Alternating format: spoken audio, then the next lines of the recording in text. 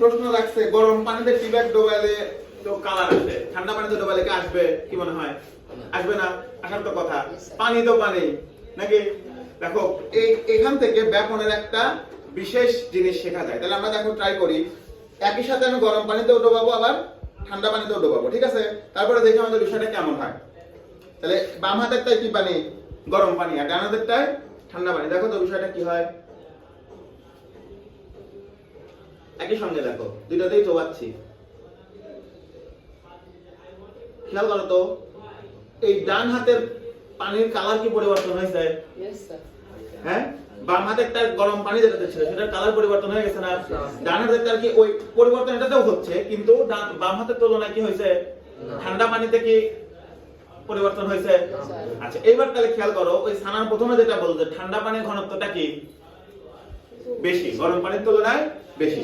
এখন এখানে দেখো আমরা যদি যাই কণার গতিতত্ত্ব পড়ছো নাকি? আমি দেখো বোর্ডে দুইটা জিনিস আঁকছি, ঠিক আছে? এগুলো হচ্ছে কি প্রত্যেকটা পদার্থের কি অণুগুলো, ঠিক আছে? তাহলে এটা ধরো বায়বীয় পদার্থ, এটা কি বায়বীয় বা গরম পানি ধরলাম এটাকে, ঠিক আছে?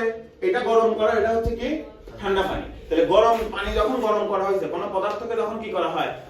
তাপ দেওয়া হয়, তাহলে পদার্থের কণাগুলো কি করে? ছোটাছুটি করে। হ্যাঁ, আর ঠান্ডা পানিতে কি ওই তুলনায় ছোটাছুটি করে না। তার মানে দেখো গরম পানিতে তোমার তুলনামূলক অণুগুলোর মধ্যে ফাঁকা স্পেসটা কি থাকে? বেশি থাকে। আর ঠান্ডা পানির মধ্যে কি থাকে? কম থাকে। কিন্তু কম থাকে। এই জন্যই যখন আমি গরম পানির মধ্যে টি ব্যাগটাকে ধরছি, সহজেই পানিটা কি হয়ে গেছে? গুলাই গেছে। কিন্তু ঠান্ডা পানির মধ্যে কিন্তু সেটা হয় না। এখান থেকে ব্যাপনটি স্পষ্ট আকারে বোঝা যায়। তাহলে ব্যাপনের সংজ্ঞায় কি বলা ছিল? কঠিন তরল বা বায়বীয় পদার্থের অণুগুলো স্বতঃস্ফূর্তভাবে বেশি ঘনমাত্রার অঞ্চল থেকে কম ঘনমাত্রার অঞ্চলে ছড়িয়ে পড়ার, সমভাবে ছড়িয়ে পড়াকে কি বলা হচ্ছে? ব্যাপন। তার মানে দেখো এখানে জায়গাটা কি ছিল? বেশি ছিল। তার মানে চাই টি ব্যাগটা ডোবানোর সঙ্গে সঙ্গে ওই টি এর অণুগুলোর জায়গা পাইছিটা কি বেশি জায়গা পাইছে, সহজে কি হয়েছে? এর মধ্যে ছড়াই গেছে। ঠান্ডা পানির ক্ষেত্রে সেটা ছড়াতে পারে। হ্যাঁ, তাহলে কি ব্যাপন বোঝা গেছে? মানে ব্যাপন হচ্ছে কি, মানে স্বতঃস্ফূর্ত বা সমভাবে। তার মানে ব্যাপন হওয়ার জন্য একটা নির্দিষ্ট স্পেস দরকার। হ্যাঁ, যেমন দেখো আমরা যদি পাকা কাঁঠাল বা পাকা আম ঘরে রাখি, ওটার গন্ধ বের হওয়ার জন্য কেমন পাকা কাঁঠাল বা আমের গাছ চাপাচাপি করা লাগে?